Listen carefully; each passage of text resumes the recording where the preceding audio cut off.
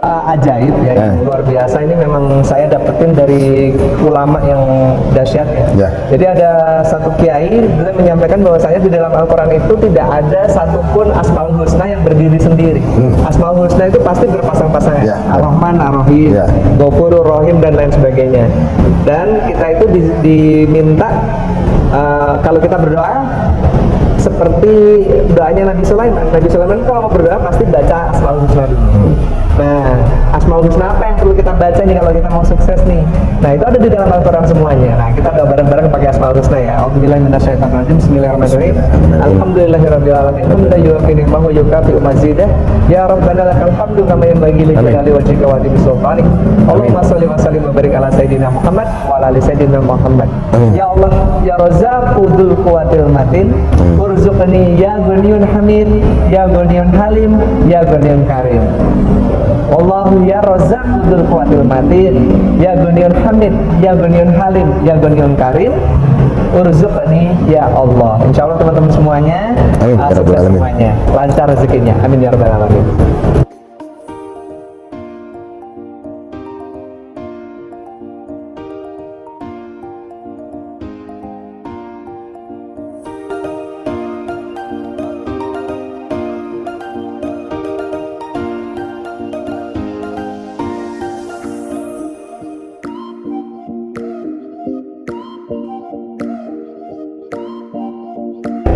Kalau saya yakin bahwasanya Allah itu Maha Kuasa, Allah Maha berkehendak, Allah bisa kun fayakun, siapapun bisa sukses. Dan ini saya lihat benar-benar teman-teman saya yang teman-teman gak cuma main motor ya, tapi main mobil. Nanti kita lihat di sana mobil saya apa aja. Bagaimana teman-teman saya main mobil itu yang tadinya itu benar-benar orang nggak punya apa-apa gitu ya, bisa menjadi sukses. Kalau kata saya tadi kan dari takdir, dari suratan ya maksudnya agak jalan. Tapi muternya itu nanti gini, melarat dulu, kamu nanti ketemu sama si ini, sama si A. Cuman waktu perjalanannya itu nanti belok apa enggak? Itu nggak usah kita ngomong jauh-jauh lah, nggak usah kita ngomong jauh-jauh orang yang sukses di luar sana gitu. Sebelah saya ini juga sama gitu ya. Dimulai dari nol ya Beb ya? Iya sama. Ya, sehingga dimulai dari nol dan sekarang menjadi luar biasa lah. Enggak lah. Mantap. Nanti gini. Salah satu pesan saya, nggak usah terlalu banyak ngebahas masalah orang sukses atau apa. Kalau teman-teman mau sukses, dekatilah orang sukses. Nah itu paling top. Jadi kalau teman-teman nggak mau sengsara, jangan dekati teman sengsara. Pasti itu. Minimal kalau kita dekat sama orang sukses ya, kita pasti ketularan semuanya semangatnya. Yang penting, yang paling utama orang tua. Kita muliakan orang tua, udah dijamin rezekinya lancar. Bener nggak Mas? Bener. Udah itu. Jangan mentang sama orang tua, udah. Jamin itu mah. Orang tua dan mertua ya. Nah, gua kalau menyebut orang tua langsung merinding di sini. Langsung ingat itu semuanya. Subhanallah. Pesan-pesan terakhir sama aku minta doain buat teman-teman. Doa ini pasti mau jalan nih. Mumpung hari Jumat belum ke masjid. Ini hari Jumat berkah. Ya teman-teman semuanya, kalau kita mau sukses, kita mau jadi orang yang bermanfaat untuk orang lain, kita harus mulai dari sekarang. Kita nggak boleh merasa bahwa misal kita nggak punya uang nih, ya kita sedekahkan tenaga kita misal. Kita sedekahkan tenaga kita. Kalau kita punya uang lebih, kita sedekah. Sedekah yang paling mujarab teman-teman semuanya itu adalah dari kita ngasih makan. Ya, itu yang saya rasain banget bro. Jadi waktu dari dulu sih saya kembar sedekah ya. Saya ngebangun masjid, ngasih uang gitu kan. Tapi baru mulai tahun 2018 itu saya sering banget sedekah, nggak langsung berupa uang gitu ya, tapi bener-bener saya beliin beras gitu. Alhamdulillah saya rata-rata sebulan itu 10 ton beras gitu saya sedekahin. Terus kurma gitu kan. Dan yang saya rasain banget nih buat ente juga bisa nyobain, itu nyembelih binatang ternak. Ya itu luar biasa, karena kebanyakan orang Islam merasa bahwasanya kita itu ibadah kurban itu cuma setahun sekali. Nah ini kesalahannya. Kalau saya alhamdulillah tiap minggu, tiap bulan itu saya sering nyembelih nyembelih kambing, dan itu dibagi-bagikan. kebaikan. Dan itu yang saya ngerasain banget. Pertama banget saya pernah itu punya utang 20 miliar. Itu lunas bro. Itu dengan nyembelih kambing. Nah, gue nanti mau coba ya. Semoga utang gue cepat lunas. Iya. Nah. Allah SWT berfirman dalam Al-Quran surat Al-Ghafir ayat 80, ya surat 40 ayat 80. A'udzubillahi minasyaitonir rajim. Allahul ladzi ja'ala lakumul an'ama litarkabu minha wa minha ta'kulun wa lakum fiha manafi'u litablughu 'alaiha hajatan fi sudurikum wa 'alaiha walal fulki tuhmalun. Artinya Allah Subhanahu wa taala menciptakan binatang ternak. Allahul ladzi ja'ala lakumul an'am litarkabu minha wa minha ta'kulun, untuk dikendarai dan untuk dimakan. Nah, walakum fiha manafi'u wa litablughu 'alaiha hajatan fi sudurikum, dan ada manfaat yang lain dari binatang ternak tersebut. Kira-kira manfaat lain buat binatang ternak apa? Kalau nggak dikendarai, nggak dimakan. Nah, Allah berfirman, walakum fiha manafi'u wa litablughu 'alaiha hajatan fi sudurikum, yaitu untuk menyampaikan hajat yang tersimpan di dalam hati. Jadi kalau teman-teman punya hajat nih, apa nih yang udah sekian tahun nih nggak kesampaian, utang bertahun-tahun nggak lunas bisa gitu kan, terus punya cita-cita bertahun-tahun nggak tercapai gitu ya, coba nyembelih binatang ternak. Ini Al-Quran surat 40 ayat 80. Ini luar biasa, saya ngalamin sendiri. Utang 20 miliar 5 tahun nggak lunas deh. Saya nyembelih itu, mulai dari hari itu saya langsung dapat rezeki 1,5 miliar. Saya nyembelih domba 1,5 juta, dapat 1,5 miliar. Saya punya ruko yang sekian tahun nggak laku-laku, tahu-tahu di DP orang, tahu-tahu laku, dan lain sebagainya kayak gitu. Boleh coba.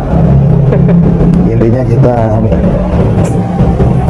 agama tetap sama pedomannya sama Al-Quran, ya kan? Bacanya jangan hitamnya aja, ya kan? Benar nggak Mas? Bacanya sama artinya. Nah, makanya kalau bacanya sudah sama artinya, nah, kayak beliau jadinya guys, cuman bukan dibaca aja. Gitu loh. Siap. Oke.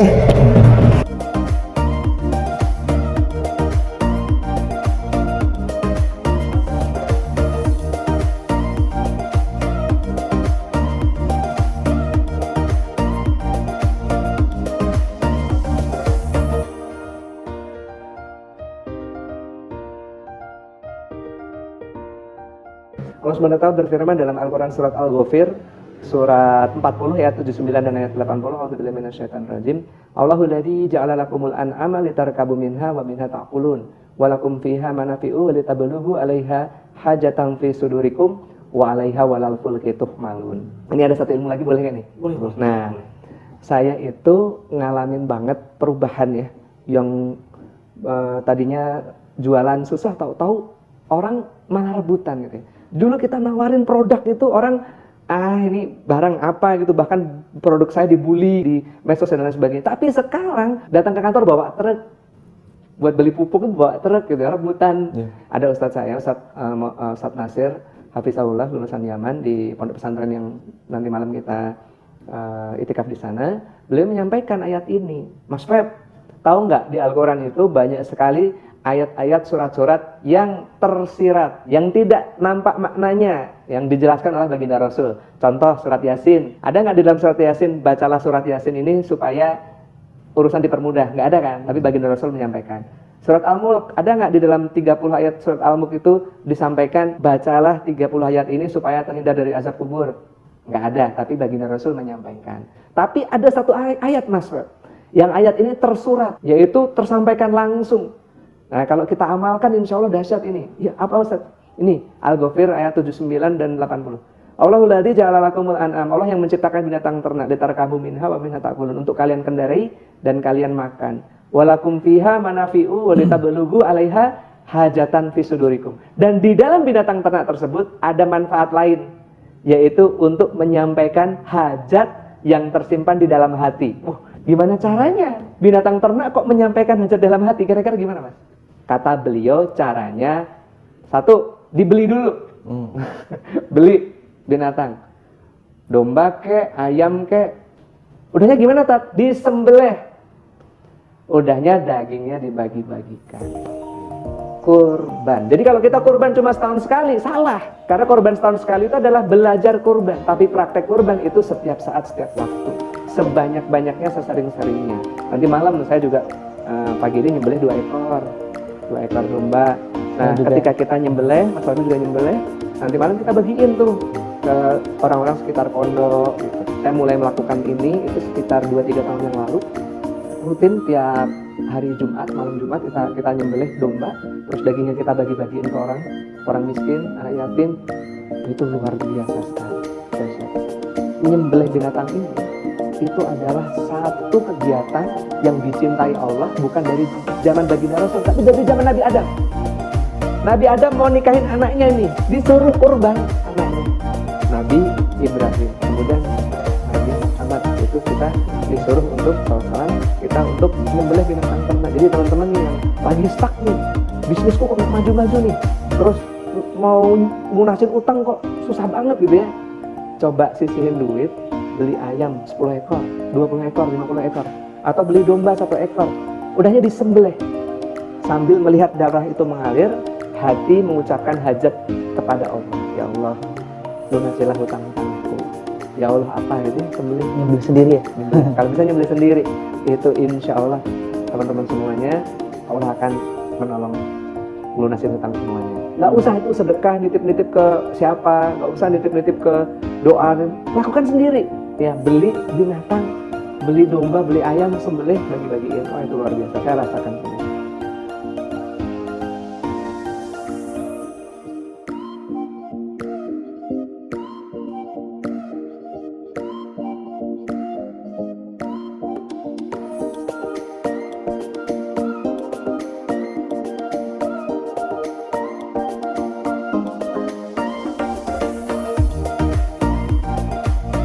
Cuman yang saya pernah mengalami satu cobaan yang sangat berat itu 2013 lah. Jadi sebenarnya bisnis saya itu udah settle, udah bagus gitu ya.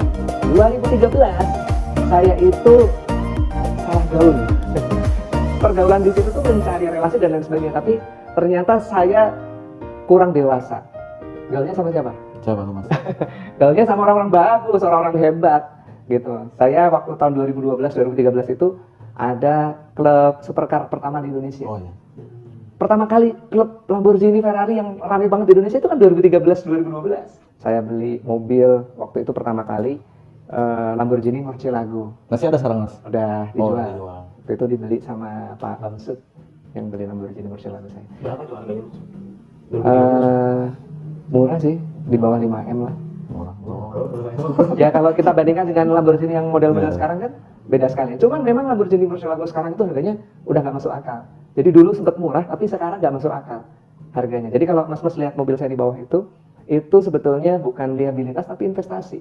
Karena saya dari 10 tahun yang lalu main supercar, kemudian saya jual unitnya, saya belum pernah mengalami saya jual itu dengan harga lebih murah, belum pernah.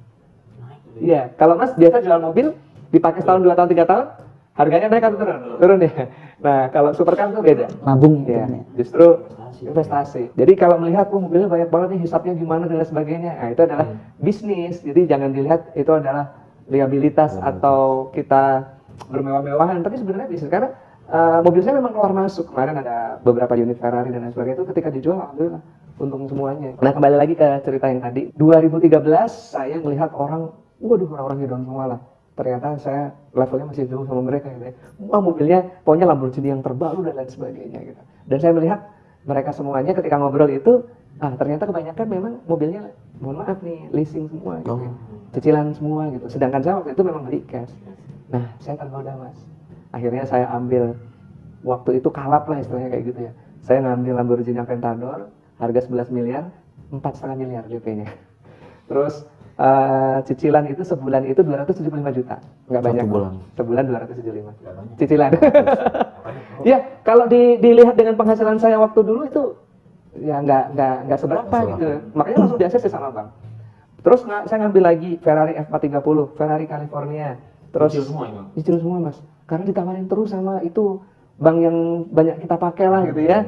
Nah, itu tuh ditawarin terus, Pak, ambil dong ini apa namanya KKB, ambil lah. Saya ngambil waktu itu Range Rover Evoque, Porsche, terus ngambil lagi, pokoknya total ada 5 unit mobil dengan total hutang itu sekian puluh miliar.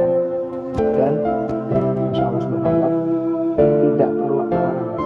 3 bulan. Apa saya pertama kali ngambil cicilan, yang terjadi adalah bisnis saya pokoknya dihancurkan sama Allah. Karena Allah SWT berfirman dalam Al-Quran surat Al-Baqarah ayat 275, A'udzubillahi minasyaitonir rajim, surah 7. Alladzina ya'kuluna riba la yaqumuna illa kama yaqumu alladzi yataqabbathu asy-syaitanu minal mas. Dzalika bi annahum qalu innamal bay'u mislu riba wa halallahu al-bay'a wa harrama riba. Faman ja'ahu maw'izatun min rabbih fantaha falahu ma salaf wa amruhu ila Allah wa man ada fa ulaika ashabun nar hum fiha khalidun yamhaqullahu riba wa yurbis shadaqat wallahu la yuhibbu kulla kafarin asim. Artinya orang-orang yang makan riba mereka tidak bisa berdiri melainkan seperti berdirinya orang yang kemasukan setan karena gila. Karena mereka mengucapkan bahwasanya jual beli sama riba itu sama, bahwasanya bank itu konven syariah itu sama aja. Walallahul bai'a wa harrama riba, padahal jelas Allah itu telah menghalalkan jual beli dan mengharamkan riba. Jadi riba itu jelas haram. Peringatan bagi pelaku riba di ayat ke-276-nya, yang haqullahu riba wa yurbis shadaqat. Allah akan memusnahkan riba. Wah, itu udah ancaman Allah itu. Al-Baqarah 276, ya mahaqullahu riba, orang yang makan riba pasti dihancurkan. Kalau enggak berarti istidraj. Kalau istidraj berarti dia nanti dipol-polin di dunia untuk memaksimalkan azabnya di neraka. Kita kan nggak mau gitu kan, nah makanya kan orang-orang seperti kita ini, orang yang disayang sama Allah ini, kalau kita berbuat salah, sama seperti seorang orang tua yang sayang sama anaknya. Kalau anaknya berbuat salah, ngebut-ngebutan di jalan, nggak pakai helm, wah itu kalau anak saya ampun, saya gamparin pantatnya gitu kan. Apakah saya jahat sama anak saya? Enggak, karena saya sayang sama dia. Kalau dia kebut-kebutan di jalan, nggak pakai helm, celaka nanti dia. Teman-teman nih yang ngambil riba, kemudian kok bisnisnya malah melempem, nah itu Allah sayang sama teman-teman. Allah akan memusnahkan harta riba gitu. Jadi saya doakan teman-teman yang memulai usahanya bisa tanpa riba, insya Allah. Karena ketika teman-teman mulai usaha dengan riba, bukan untung yang didapat, tapi buntung. Itu yang saya alami. Saya dulu merasa bahwa saya bisnis saya ini kalau saya ngambil ruko, saya di Surabaya Tikor, semuanya riba. Ngambil mobil, pokoknya hutang saya itu puluhan miliar waktu itu. Dengan cicilan per bulan itu lebih dari 2 miliar. Allah mengingatkan saya dengan seketika. Bisnis hancur semuanya. Pendapatan yang tadinya miliaran per bulan jadi nol. Jadi yang tadinya kita dimuliakan menjadi dihinakan. Buka pintu langsung. Orang-orang di depan rumah pakai jaket hitam. Jaket kulit ya, jaket kulit itu. Itu sehari bisa 4-5 bang. 4-5 bang. Iya. Saya drop itu 2013 sampai 2017. Ya, akhirnya alhamdulillah 2017 saya dikenalkan sama sahabat saya namanya Pak Haji Suroto. Beliau ngajak saya sama masalah kritikan. Permasalahan di Malang kita Dedi Sulaiman. sama Bang Dedi Sulaiman juga. Nah, dari 2017 ke 2019 lah itu mulai ada perbaikan ekonomi dan hutang lunas semuanya alhamdulillah. Kita sedekah ya dan lain sebagainya. Cuman yang jadi perbedaan sekali di tahun lalu sama sebelumnya itu adalah di tahun 2020 kondisi pandemi. Saya dulu jualan ekoresi mas. Pernah dengar? Ya 2017 sampai 2019 saya itu jualan ekoresi. Makanya saya bilang tadi 2017 saya diajak tingkat, disitulah muncul mulailah ada perbaikan, mulai penghadiran cuma 2020 apa yang terjadi? Pandemi, orang nggak bisa bepergian, lockdown, PSBB, kira-kira orang pakai mobil motor kira-kira laku nggak berjualan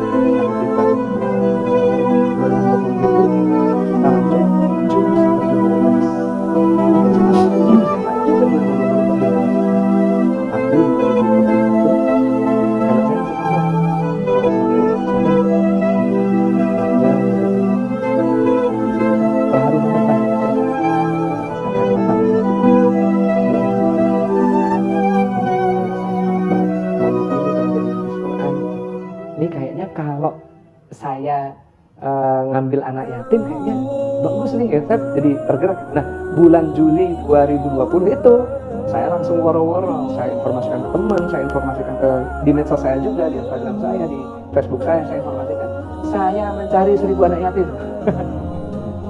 Enggak. Waktu itu nggak punya duit, bayangin. Bisnis lagi nyungsep, lagi pandemi, saya jualan aditif bahan bakar, lagi lockdown. Gak ada yang kemarin ya. Naik motor. Orang di rumah semuanya nggak ada yang beli gitu. Tapi saya memulai program yang nggak kayak mungkin gitu. Saya perlu 1000 anak yatim, saya biayai. Akhirnya tahun 2020 itu masuk 34 anak.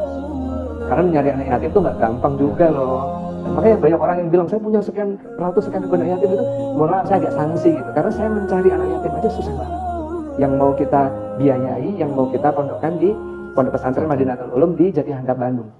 Sama satu lagi pondok pesantren di Cisaran dan di dekat rumahnya masih di Angkatan. Minda, betul, Guru Minda. Sekarang di situ udah 250-an gitu. Iya. Yang tahun ini ya, itu dari seluruh Indonesia, nggak cuma dari Bandung, ada yang dari Padang, ada yang dari Riau gitu ya. Kita tiket pesantren ya semua. Per anak itu biaya itu per bulan itu 1,5 sampai 5 juta per anak. Kalau 10 anak aja udah 20 juta. Belum tiket pesawatnya, kalau dia mudik lebaran itu kan masih kita bayar. Saya mondokinya pun bukan di pondok pesantren yang biasa, tapi pondok pesantren yang cukup bagus gitu. Di pondok pesantren yang anak saya mondok di sana juga. Ya yang lebih amanu intan surahai yang suruhum besakit sakit Al-Quran surah Al-Fatihah ayat 7. Barang siapa yang menolong Allah, menolong agama Allah, maka Allah akan menolongnya dan memberikan kedudukan yang mulia. Itu saya rasakan dalam hitungan cuma beberapa bulan. Setelah itu, nah akhir tahun pupuk saya meledak, booming. Iya, saya jualan pupuk, nggak ada produknya. Selain produk ini tuh kita jualan pupuk. Pupuk semua jenis tanaman mas, padi, sayuran, kopi, dan lagi booming sekarang sawit. Eco farming. Iya. Kalau kita ngomong pandemi, orang tetap makan, meskipun dia tidak bepergian. Artinya pertanian tetap jalan seperti biasa. Gitu. Dan alhamdulillah Allah menolong kita. Pupuk eco farming ini booming sekali. Selain produk-produk saya yang lain ya, ini produk-produk yang lain. 2021. Nah, saya mulai pembangunan rumah ini 2021. Ini cuma setahun kebangunnya. Jadi ini mas, saya kemarin Ustadz Lukmanul Hakim ke kantor Ustadz Lukmanul Hakim Pontianak. Itu kan dulu terkenal sekali ya nyantunin anak yatim ya. Beliau bilang gini sama saya, Mas, Rasul itu bukan nyuruh kita nyantunin anak yatim, bukan, tapi memuliakan anak yatim. Barang siapa yang memuliakan anak yatim, itu nanti akan bersamaku di surga seperti jadi telunjuk dan jadi tenang. Apa bedanya menyantuni dan memuliakan? Menyantuni itu kita dulu mungkin sama lah gitu ya. Kalau kita melihat ada panti yatim, kita langsung minggir tuh. Ada duit berapa di dompet, kasih, terus tanda tangan, akad. Itu menyantuni. Seingatnya. Atau mungkin kita pas lagi ada acara di kantor atau ada acara syukuran, kita jadiin anak yatim itu sebagai properti acara. Ustadz Lukmanul Hakim yang ngomong ya, saya jiplak beliau. Betul juga ya, jadi malu nih dulu kalau bikin acara-acara sering ngundang anak yatim cuma buat jadi properti nih di acara, cuma jadi figuran gitu ya di acara gitu. Nah makanya kita disuruh memuliakan anak yatim. Memuliakan anak yatim itu apa? Kita jadikan dia anak kita. Sejak itulah saya sama anak-anak saya itu sekarang totalnya udah 70 itu saya salaman sama mereka. Kamu sekarang jadi anak dia, nanti biaya kamu sampai besar saya yang biaya. Gak perlu mikir dia lagi. Yang perlu kamu pikir adalah kamu hafalin Al-Quran, hafiz 30 juz, kamu sama ibumu bapak berangkatin umroh. Semuanya saya kasih. Dan alhamdulillah ini baru 2 tahun ini ya, itu udah ada anak itu namanya Randanika, itu udah 17 juz. Makin selamat. Jadi rata-rata sekarang di atas 5 juz dari total 74 anak. Ini karena kita ikutin dia ngambil 20 anak ya. Kita ngomong 100 anak aja, itu sebulan berarti kita butuh biaya berapa? 200 juta. Satu bulan, berarti setahun berapa miliar gitu kan. Nah, itulah yang saya merinding banget gitu ya. Dulu tuh kayak nyari duit itu susah banget mas. Susah nggak mas nyari duit mas? Nyari duit aja, sering ketipu orang, ketipu partner bisnis gitu kan, ketipu gitu. Kalau Allah sudah menolong kita, merinding selesai urusan dunia. Itu saya rasain banget. Kenapa kok hidup saya berubah sekali selama 2 tahun terakhir ini? Yaitu saya bukan menyantuni anak yatim, tapi memuliakan anak yatim.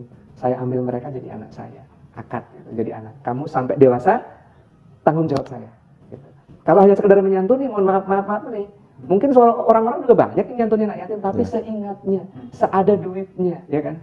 Tapi kalau kita muliakan, kita jadikan anak, itu jadi prioritas. Pengeluaran kita tiap bulan. Silahkan teman-teman, kalau bisa mulai ngambil anak yatim ya, jadiin anak angkat gitu ya, 1 aja. Nggak mahal kok, paling 1,5 juta sampai 2 juta gitu ya. Tapi nanti lihat bagaimana nanti baginda Rasul itu ya memberikan syafaatnya, nggak cuma nanti di yaumul akhir gitu ya, tapi dalam keseharian kita ini kayak kita itu ditolong, dibimbing gitu. Insya Allah, gitu mas. Sama Bang. Insya Allah, saya pengen nanti setelah ini. Rezeki langsung bener. Pulang dari sini langsung kita cari anak. Insya Allah. Tapi udah bukan anak, udah bukan anak. Belum balik sebelum. Nah ini juga teman-teman kalau yang lihat video ini kalau ada anak yatim, saya masih nyari banyak gitu ya. Jadi saya kalau dapat, saya tuh punya ruko banyak, puluhan ruko, dan itu kebanyakan memang sudah disewa dari dulu sama beberapa bank dan lain sebagainya. Bayaran sewa itu memang nggak saya pakai sama sekali. Saya untuk anak yatim gitu. Jadi kalau ada anak yatim yang mau saya biayain, nah boleh datang ke kantor saya, Best Corporation Syariah di Kompleks Surapati Core. Nanti bisa cari Mas Aldi atau Bu Retno. Ya, nanti Iya, ya. nanti insya Allah akan kita biayai sampai dewasa. Nah, buat yang duafa pun kita juga insya Allah kita mulai programnya. Jadi nggak harus yatim, duafa juga boleh. Tapi minimal hafal juz 30. Nah. Ya, Jadi menghafal juz 30. Selain itu ada. ngenalin anak yatim ke saya. Nah, Gitu ya. Jadi itu pahala juga. jadi amal jariah. Jadi aman. Jadi anak yatim yang teman-teman kenalin ke saya, terus anak yatim tersebut saya biayai, pahalanya juga ngalir ke yang ngenalin. Sanatnya masuk. Iya, ngalir juga ke yang ngenalin. Yang jadi wasilah amal kebaikan juga. Insya Allah. Gua nanti mau kenalin sama Mas Febri aja dulu. Boleh. Lu udah sanggup, bro? Hah? Lu udah sanggup? Oh iya, insya Allah bro. Banyak cicilan nih lu. Kartu. Mas Ando, gimana nih Mas Ando nih? Ada yang mau di-share juga ya? Saya sebenarnya cuma ngikutin beliau aja. Saya belajar dari beliau itu teladan bagi saya. Dan ternyata saya berusaha mengikuti, saya ngambil anak yatim juga bener rezeki ngocok tadi sempat main ke rumah saya ya. Banyak beras di rumahnya loh. Berasnya banyak banget. Nah, kita main sana ya. Iya. Berasnya banyak banget. Terus tadi ada tempat fitness gratis juga. Masya Allah. Ya, kita kan menjadi inspirasi buat kita. Luar biasa. Ya memang Mas, jadi kalau kita sedekah bahan makanan itu dibayarnya sama Allah itu kontan. Saya dari dulu sering sedekah, tapi sedekahnya uang gitu ya. Dan salah lagi sedekahnya ke ustadz-ustadz terkenal gitu.